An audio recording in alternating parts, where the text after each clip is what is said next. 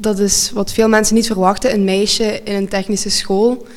Vandaar dat ik wil aanbrengen dat de techniek zeker iets voor meisjes is. Het is nu mijn 3e jaar op industriële wetenschappen. Het technisch onderwijs krijgt in Limburg 15 ambassadeurs om de boodschap techniek is chic uit te dragen. Want het belang van het technisch onderwijs stijgt en het aantal leerlingen daalt. Techniek is chic is een initiatief van RTC Limburg, een bruggenbouwer tussen onderwijs en bedrijfsleven. RTC wil met Techniek is chic techniek in de kijker zetten.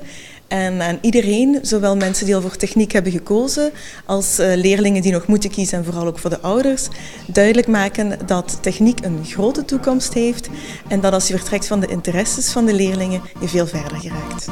Om de ambassadeurs klaar te stomen om hun mannetje te staan in de pers, kregen ze alvast mediatraining. Ja. De ouders van tegenwoordig denken nog aan. Ja, je mag niet negatief zijn. Nee.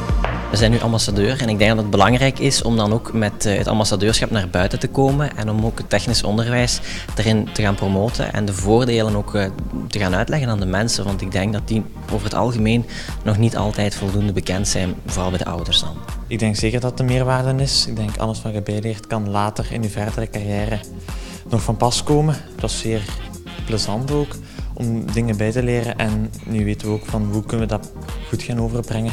Wat zijn de dingen die je zeker niet moet doen en wel moet doen. Dus mooi meegenomen, denk ik. Dit is het decor van Studio TVL. Hier ontvangen ze dan de gasten in de zetel. De mediatraining geeft een aantal handvatten waaraan de leerlingen zich kunnen vasthouden. Herhaal de vraag in je antwoord. Omdat het interesseert mij. Breng de boodschap duidelijk. Ik heb voor technisch onderwijs gekozen omdat ik graag aan machines werk. Blijf bij je boodschap. Dus we hebben hier een gesprek met Pelle, een voorbeeld van een student die van ASO is afgezakt naar het TSO. Dat klopt niet. Dat is niet de bedoeling van technisch onderwijs om tijdens de lessen te slapen. Het was een intensieve training, maar de leerlingen staken heel wat op. Ik heb vandaag heel wat opgestoken over hoe ik de media best kan contacteren en hoe ik hen te woord moet staan.